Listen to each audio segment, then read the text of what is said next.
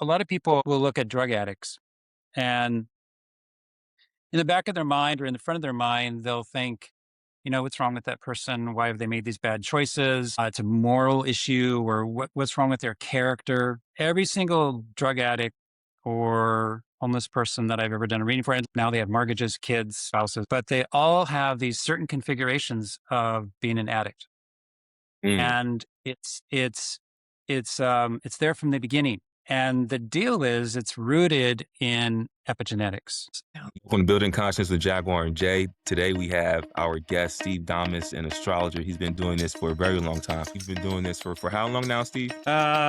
Professionally since 2000, so 26 years. And so I met Steve through a personal, well, through someone at this thing called the Sophia Code. There's a conference in Sedona, put me in touch with Steve. I've done 3 readings with Steve. They've been extremely, extremely accurate. One around our relationships, one called astrolocation, and the other one was around the vocation and calling in life. So Steve, can you help us understand kind of what got you into astrology? Boy, that's a long answer. I'll Perfect. I mean, pare it that's the right down. question to start it off with.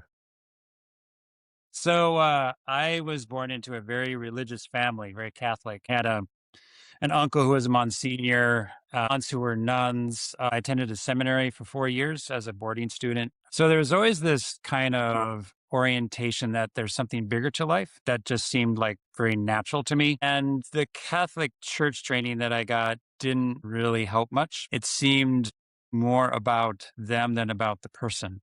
And so like 6 months after I graduated from the seminary, I never went back to Catholic church again. So then about 3 years later, I got into a Christian group that studied scripture academically. And that seemed interesting to me because the Bible is actually this pretty difficult document to read. It's rooted in a lot in cultural items from that time, from that era when it was written. It's written in certain ways that only if you were from that culture you would understand what they're saying. And so a lot of things get misinterpreted. There's a long, long history there I won't go into. But anyway, I was in that for 10 years.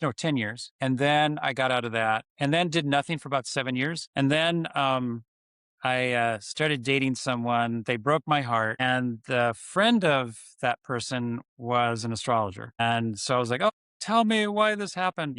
That's what people often go to astrology for. And it Guilty. wasn't a good reading. Wasn't a good reading, but this friend had a lot of books on astrology. So we became friends and I started going over his house. I started reading his books on astrology and I was like, suddenly something seemed useful that had a spirituality to it. And one of the things that impressed me was it said if I had this certain configuration of Venus and Moon in Taurus in the 10th, I would be a garden designer. Well, at that point I had been for 5 years. How did this book know that? And so I thought, maybe there's something to this. So I started buying books on my own. And I already had that orientation that there could be something larger to life. And that would be a natural thing. So as I bought more and more books over the ensuing years, it just really won me over. I was, the biggest skeptic. I remember the first time I ever got introduced to astrology was I was a garden designer back then, and they were into astrology and they were talking about Saturn and numerology. And I was just polite. Yeah. Cause I want to get paid.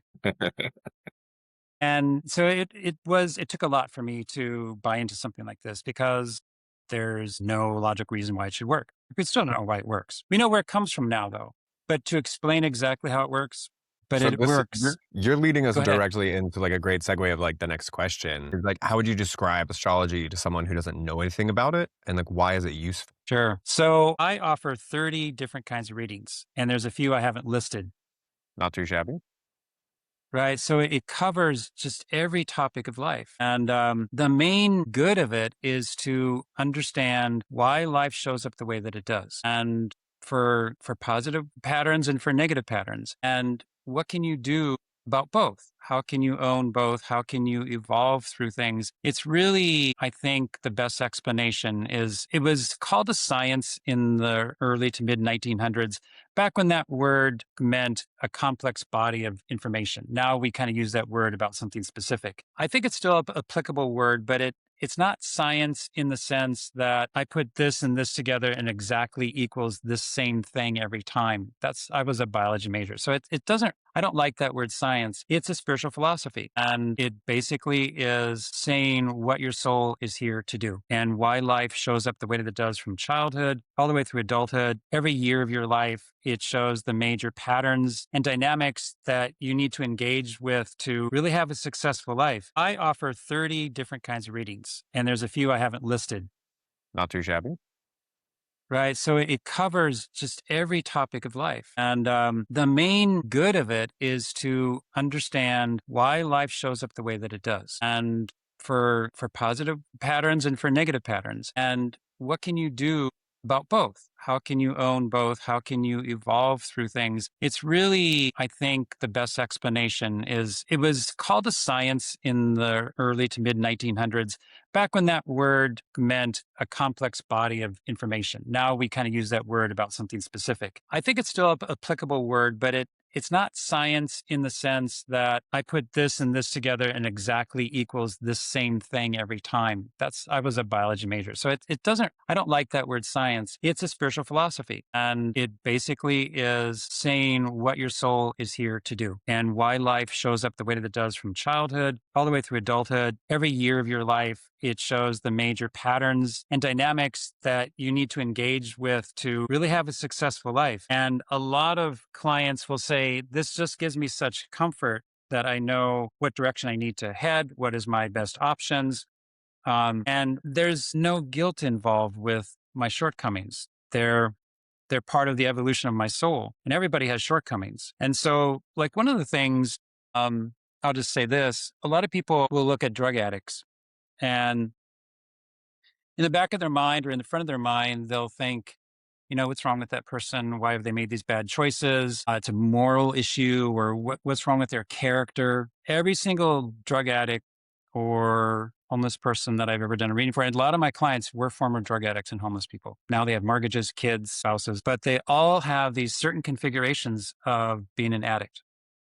And it's there from the beginning. And the deal is it's rooted in epigenetics, previous family intergenerational trauma. Epigenetics is a science thing. And when I first learned about it in 2006, no one else knew about it. I saw it on a magazine cover in an airport. And I started understanding that it was describing intergenerational trauma that is mapped on the epigenetic structure, which is a biochemical structure that surrounds the DNA. And that's important because the epigenetic structure switches genes on and off, including genes for personality traits and health issues. It's this whole huge field. I've listened to scientists talk about it, read many articles on it. And that's what we would call karma, or used to be called karma, say in the East. It's this patterning that you're born with that dictates much of how you show up. And there's a lot of trauma in past generations from a lot of different sources. So some big sources that I've run into, say, are the pogroms in late 1800s Russia, where Jews were just murdered. It's a long story, long history, but it starts in the 1600s. It's this prejudice against Jews that just builds and builds and builds to such cruelty in the late 1800s. That's why a lot of them left for England and the United States. And people 3, 4, 5 generations later still are chasing back a lot of their personality traits that are difficult to deal with from that trauma that was visited then. African Americans with slavery. Let's see. Of course, a lot of women of East Asian descent, they were not highly thought of. Their egos were really crushed. That all has all kinds of ramifications for their life and then in subsequent generations. So you have to kind of understand the historical perspective of karma or of a person's psyche. It's not just this childhood. So a good astrology explains all that. That's kind of what modern astrology gave us, was a good understanding of the psychology of life. And it's super helpful to understand what those patterns are, where they're from, and how to move forward through them. And my clients enlist different therapies, different therapists to help them grow and evolve on those issues. And it takes away the guilt, takes away the shame. It's just what I'm doing. And it builds self-love, builds self-confidence when you know that life is not just random craziness. It's not just random violence, and that bad stuff has to be addressed. It has to be balanced out. The Greeks, actually, ancient Greeks had all this understanding. Epigenetics sure is a modern science thing, but the Greeks understood this very model as early as 600 BC. They understood that trauma was intergenerational and that subsequent generations had to pay for those bad acts that had been done before. I really like history and like ancient history, but I never heard that little bit about what the Greeks knew or understood. I also have never heard anyone utilize epigenetics as a support system of, or maybe not support system, but as an explanation and furtherance of astrology. So that is beautifully said. Yeah, the modern astrology gave us an understanding of childhood, parents, influence on your life. So I kind of had to extend it into the grandparents. And that's not as talked about as much. And so I had to kind of understand what houses deal with grandparents, which grandparent depends on the sex of the chart. There's houses for grandparents, there's planets for grandparents. And once you plug all that in, and if a client knows a little bit about their family history, we can figure out not just psychological issues, but medical issues. Mm. So medicine it's psychological and spiritual in origin. It uses the physical material of the body, sure, to express itself, but that's not the cause. The cause is psychological and spiritual. Yeah, So, it took me a long time to realize that, but it's mhm. people who have especially gone through cancer, they kind of come to get that. They kind of realize this isn't just about me, it's about something bigger. So you mentioned, right, that one of the patterns you see is addiction, right? That's a pattern you've seen a few times, if not a common pattern. What are some two-part question? What are some of the common patterns that you see in astrology, and have you seen people take your readings and then apply that to their lives? Well, a lot, many different ways. So let's take, say, a general reading, which looks at the main life learning patterns and dynamics of the life, why life shows up the way that it does, and what are some of my better responses. So the chart will talk directly about mother and father and how they influence your life. And of course, where that comes from, as I said, epigenetically. And then, for instance, I did a relationship reading yesterday. Um, and the client, his life had shown up where he didn't quite get a good direction in life for career. Then he ends up taking care of his grandmother for like 5, 6 years until she passes away. Now he's in his mid 30s, and now he's taking care of his dad. And that's been a number of years. And he's like, what's wrong with me? How come I can't make a life, why can't I go with this? Why can't I make my own life? And in his chart, it showed just kind of technical South Node in Libra. And that's a soul who overgave too much to other people. And their sense of self was rooted in what other people thought of them. And it gets real extreme. And so they come into this life with not a good ability to direct their own life. And people like this will think badly of themselves. What's wrong with me? There's nothing wrong. It's just the soul lost the ability to have their own direction. And so the way to do this is the opposite sign, Aries. And Aries is about go be independent. So at that point, he decided with a little bit of my help to move to Las Vegas. There's no relatives there. And he's just going to find a job in his field that he did get educated in and just be on his own. And it's just as simple as that. I just need to make decisions on my own, even if they're bad decisions.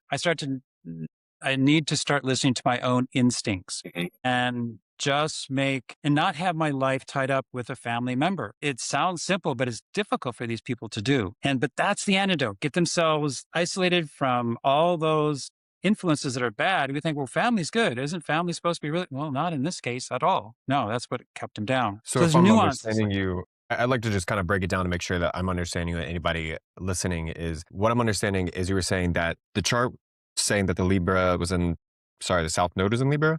Yeah, so that's Did that's I the properly? past that it comes in with. Yeah. Yeah, so saying that the South Node was in Libra, it's not necessarily saying that like, oh, this is where you're stuck at. Sorry about it. You're never going to be able to direct your own life. It sounds like you're No, not at saying all. this is simply saying this is a tendency and a pattern that is and will continue to show up until and unless addressed. Is that Exactly. beautiful? Yeah, Okay. and you've been born to address it, and so you can address it. So I would extend that further and to say like, so I'm a Gemini and I get told all the time, I'm just like, oh, Two-Face and like things like that. I'm like, well, I definitely have been in my youth and like when I was very immature, but definitely not as I've gotten older. And as I've grown in it, I've kind of started to recognize that, okay, these things are showing patterns of tendencies, but they're patterns for us to learn from to grow into whom we want to be and to go from. Is that kind of how you might describe it to other people? What I would say is what you've been told is what we typically see in modern astrology, especially with the internet age, is they really boil down a sign to, especially its negative qualities. Aries is, oh, you're Scorpio. And they think that a sun sign is, oh, well, now I know all this stuff about you. I use 40 some objects in a chart. Mm. The sun sign is one of them. The sun sign astrology was never a thing before the late 1800s when an English astrologer wanted to dumb down astrology to sell more charts, because before that it was only done for rich people. And I love that. so, I love yeah, that. it's a lot more difficult to say what do 45 objects mean versus one, right? And each object has a range of expression from negative to positive and everything in between. First of all, any object in the chart, any sign is not one thing. And when I do a reading, you look at a planet by sign, by house, has a huge impact on it as far as what that means, what degree of the zodiac it's at, what moon mansion it's at, which is an older form of astrology than what we practice here in the United States, goes back to the Mesopotamians, what phase it's in, which is another constellation in the sky above the 12 of the zodiac, and what aspects it makes. So like, I have a certain moon sign and my partner has the same moon sign, but his moon is in aspect to 3 other planets, which greatly changes how that moon shows up for him. So there are many, many different variables that all have to be taken into account. So when somebody says you're two-faced, say, you really don't know what you're talking about, because I know who I am. So That's what I intend to how say would I anyways. answer? Yeah. What I would answer that question as we come in, I'll answer it as Plato would have, because basically the kind of astrology that we do is Platonic metaphysics, as in Plato. This kind of astrology was made in the academies of Socrates, Plato, and Aristotle about 2,300 years ago. There's plenty of historical evidence for that. They were working on much older Egyptian and Mesopotamian ideas of astrology that go back to around the 3rd to 4th millennium BC. Basically, when you see a chart, you're looking at Mesopotamian astrology. Yeah, when you mentioned the Mesopotamians, that kind of blew my mind because I didn't realize that it went back that far. Yeah. Yeah. The kind of astrology that we see right now is probably the Babylonians were starting to get interested, but the zodiac was originally a farming and social calendar. It wasn't used for astrology. And I can talk about that at another time. Plato said, and I think whether you believe in this or not, it's a good model for understanding the whole thing. Plato said that the soul gets presented with plan of their life. They don't get to make that plan. They can agree to it or not, maybe tweak it around the edges, but they don't get to make it. It's made by 3 sister goddesses of fate, whose mother is called Necessity. Now, she's no ordinary Olympian. She doesn't live on terrestrial Earth like Zeus and those guys. She lives in the center of the universe, and deity lives inside of her, and she causes all things to happen. And how she does that is there's rings in the universe. One ring is bad stuff, one ring is good stuff, basically, and she sends energy pulses through the universe to make those rings bounce up against each other. For one purpose is to create balance. See, why is epigenetics a thing? Why can't we just be born pure and virgin unto ourselves? Why do we have all this past intergenerational stuff, both positive and negative epigenetics? And as far as I can tell, it's because the universe wants things to go back into balance. The wrong that was done has to be corrected by a later generation. So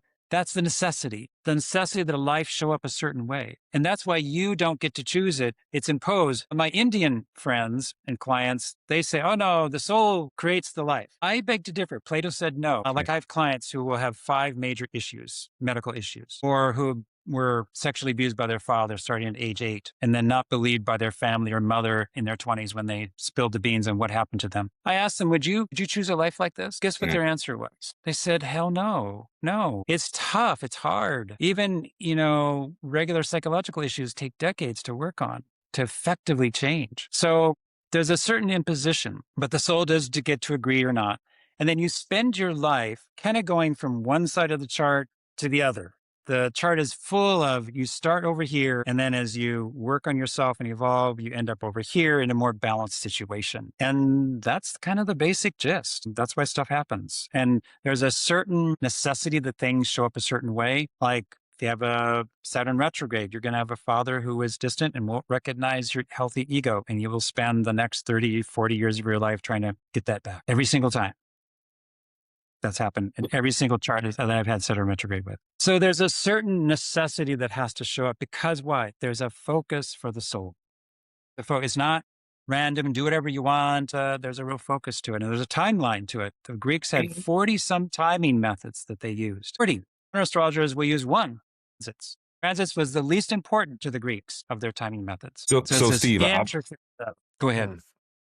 oh, I was gonna say, so I've done 3 different readings with you. All of them were super accurate. Relationship reading, where you described myself, relationship flaws. You described my mother. You described my father.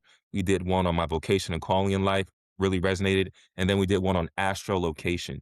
And I think that's such a interesting and fascinating topic. Could you describe for anybody listening what astrolocation is and kind of how that played, like what that looks like? Sure. That was kind of the last section of astrology that I took on because I'm like, no, this can't work. It has all these lines of planets around the globe, and it's pretty complex. It looks like you took a bowl of spaghetti and threw it at a map.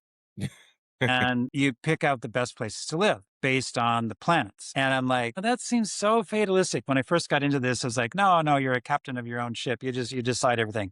Free will, don't get me wrong. Free will is absolutely primo. It's absolutely critical here. So astrolocality, it finds where your best places to live are based on planetary lines that are laid down mathematically from your birth chart, and do them all the time. And some people will have one place to live on the planet. Some people will have 10. I had this one person, there was no place on land that Mm. really was that good. Turns out his job was working on a ship. He was a massage therapist. I was thinking space. Yeah. Yeah. But it really does. And the point of that is well, people who live and I've seen this with clients many times, people who live in areas without many planetary lines for themselves, they can live, but they don't really thrive. They just kind of bounce along and they think, oh, I guess this is just how my life is supposed to be. And then when they go to these areas that have like 6, 8, 9 planet lines there plus a sun line, they just start to thrive. And that's a pretty wonderful thing. And sometimes it's in another country. So it's a pretty cool branch of astrology. And it's really speaks to how important the physical is to the sacred. I think in the late 1900s, the physical was kind of denigrated. Oh, we just need to be spiritual.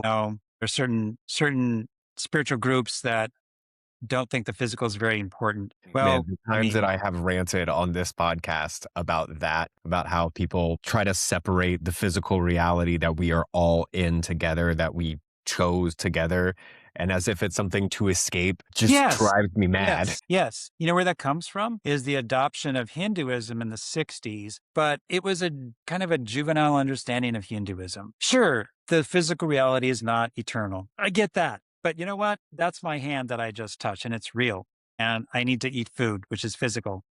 Were you You know, talking about I like the search for nirvana? And yeah, that whole kind of genre really just emphasized that kind of sati, the holy man in the cave, and you don't need to eat, you don't need to bathe, you just need to get into your higher self. It's such bullshit. man, Buddha tried it and he turned it down. He was like, that's not the way. Hello, he's already done it. Why don't you people recognize that? So the astral locality is really a great example of how the physical is just as sacred as the non-physical. And if you study these religions well, you'll realize that they say the same. Remember when you did the actual locality with me, there was one other place in the country that I loved going, and it was Sedona, Arizona. Every time I go to Sedona, I'm so happy.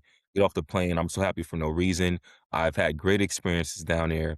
And I remember when you did my chart, you said there's only one area that I'm seeing in America where if you move to, it would be good for you, where you'd grow. And literally it was Sedona, it was Arizona, it was a couple places in Arizona. And like there's how many, I don't know how many cities, hundreds, thousands of cities throughout the country that you could have chosen in America, and you chose the one place that I loved the most, where I could have thought to move. And I said, there's no way this is just coincidence. This is something bigger, it's something higher. And I love that astrology brings a sense of science and math to the spirituality. So in Greek philosophy, it's the realm of the mathematicals that Mm, allows us to understand the spiritual intent mm, behind the physical reality. And mathematicals would include the astrology, numerology. In fact, in the Middle Ages of Europe, astrologers were called mathematici because they did such mm, mathematics. mm. It's sacred geometry. How much is this coming out of like Interesting. Pythagoras's work? I'm sorry, what was that? How much of like the Greek astrology comes out of Pythagoras's work? A lot. No, Plato was heavily using Pythagorean theorems and ideas for sure. And it's thought in some circles that Pythagoras, whether he was an actual person or just a movement, that was heavily influenced by Mesopotamia. It's not always acknowledged, but the Greeks studied heavily under the Egyptians and the Mesopotamians. We know who started Greek astrology. He was a mathematician named Eudoxus, a Greek mathematician. And he is talked about in Mesopotamia, going through Mesopotamia, gathering astrological information. He goes to Egypt, is under Egyptian priests for a year and a half. This is actual documented history. This is a real guy. This isn't like Steve's internet history. He goes and studies under Egyptian priests for about a year and a half. And at the ripe old age of like 22 or 23, he joins Plato's Academy and starts a following and starts creating this astrology that we use. Pretty amazing. So, one other use that you had said, there's a lot of different uses for this astrology. People will get that general reading to look at the general life of, what are my main goals as a soul, as a person, as a human being? What are some of the things that would actually hurt me if I kept doing them? But then there are readings for every year. That's a very popular one. Like what's coming up this year? It shows the major dynamics and patterns where I should focus myself. I use 9 different charts for the year. Most astrologers will use one. And that's because I know the Greek. Well, I studied under some really great astrologers, but the Greek charts, the Greek documents are very clear about the usage of how to do this. So anyway, 9 different charts, lots of different timing methods. We use numerology, tarot of the year. There's a destiny card spread, a lot of information for the year. And it really helps guide people. Like people will come to me and say, my career's falling apart. And sure enough, it's supposed to. And it's like, okay, see, nothing's wrong. It's okay. It's very clear. It's very, very black and white words that this isn't like, oh, I could make it fudge it that way. No, I read from books directly. And it's supposed to, because you're supposed to rejuvenate your career in a different direction, and just changes the whole psychology of the year. It's like, oh, well, now it's a fun year instead of a depressing year. Or, hey, you need to watch these things about health. It was all documented. I went through prostate cancer. I could see when I was going to go visit a doctor. Wow. And it really helped. I don't use this word very often, but it helped the journey through prostate cancer. It showed me why. It showed me when I would do the treatment, and my own doctors were saying, oh no, it's going to be 6-7 months before that. I said, I don't think so. And sure enough, I was right. I was right to the week. Wow. Yeah, I'm wondering if we can ask questions about both of those, if you'd like to not Yeah, talk sure. about either. Yeah, Okay. you can.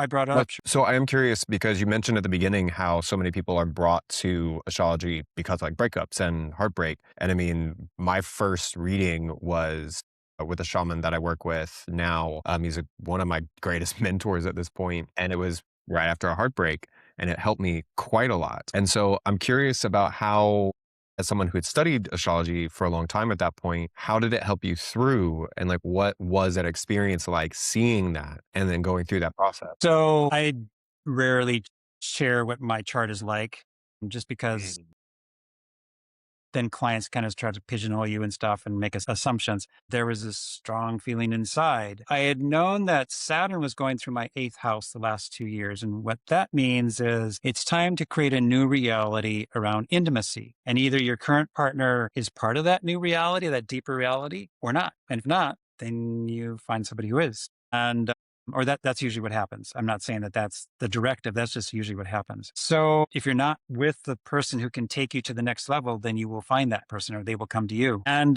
then you remember all those charts of the year that I talked about? You can Yes. apply timing to them. You can see what month these things happen. You can see what day they happen.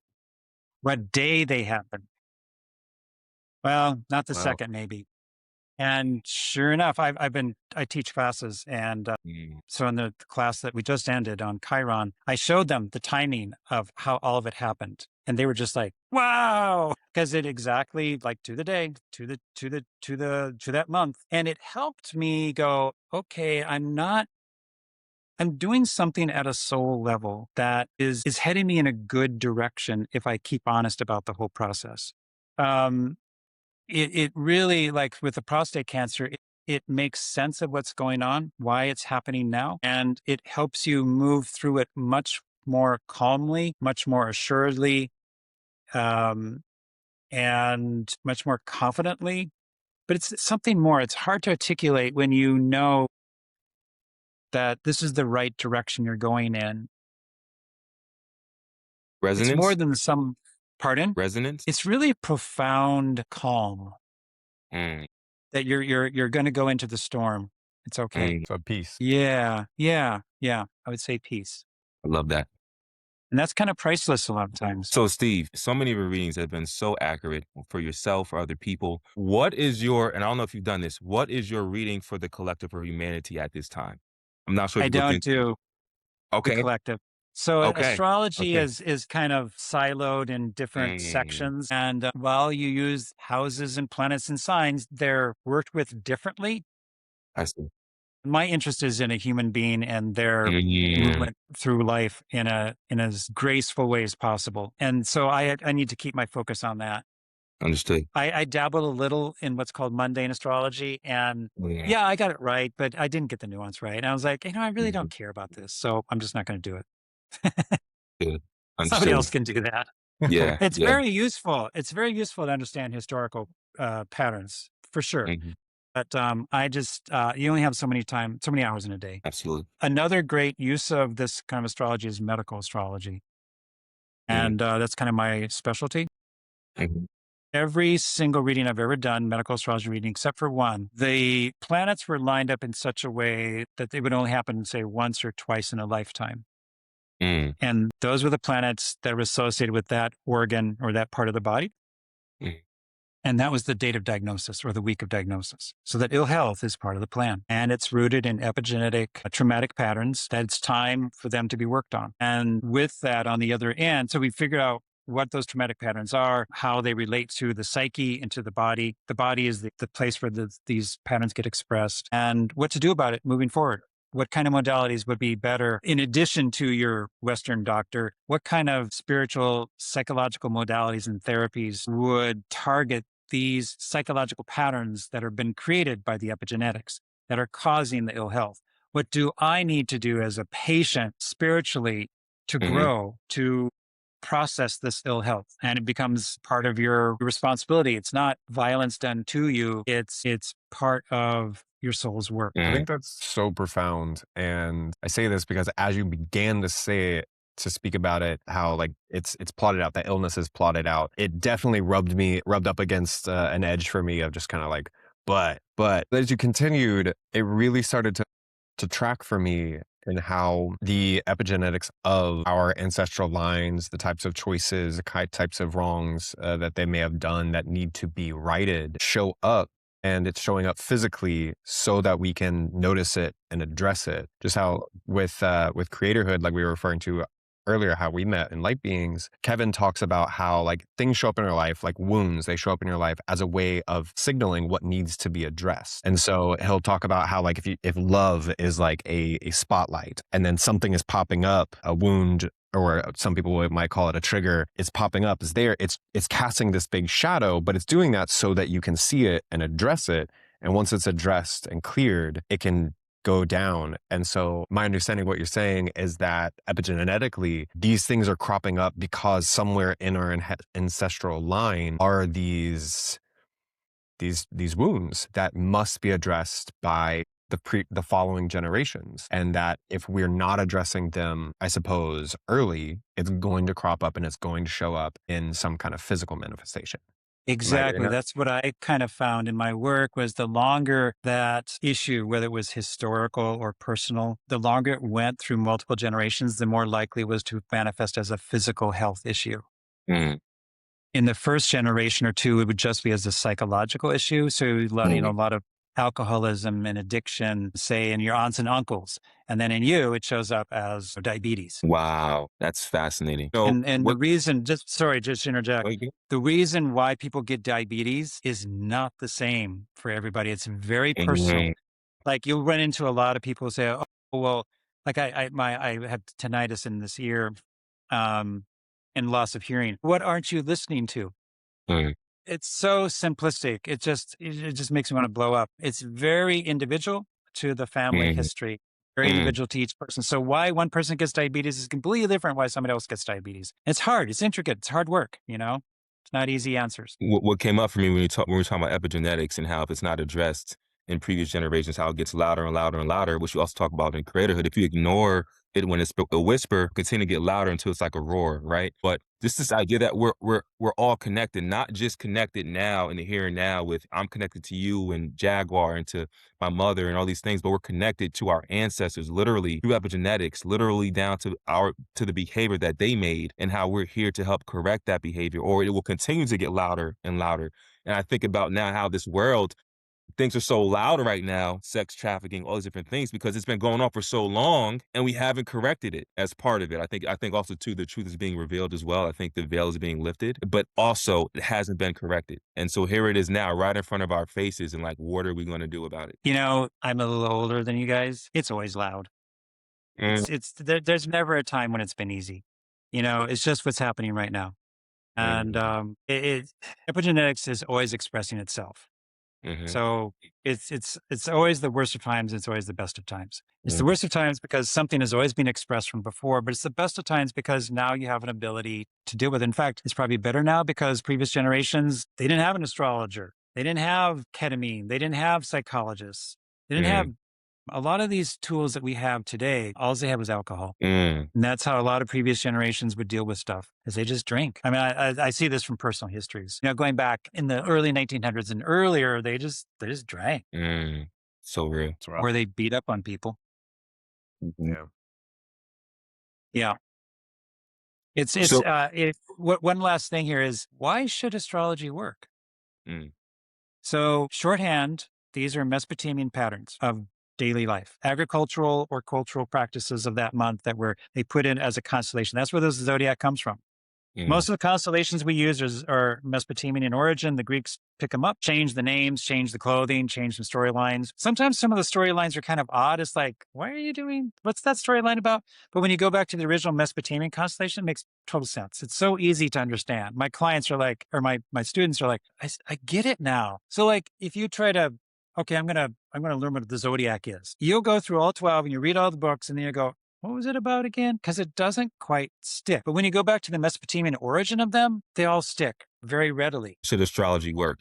Is it the Oh, question that's here? it. That's it. Thank you. So, why should the life of a Mesopotamian show up in my psyche? But it Mm. does. Woo.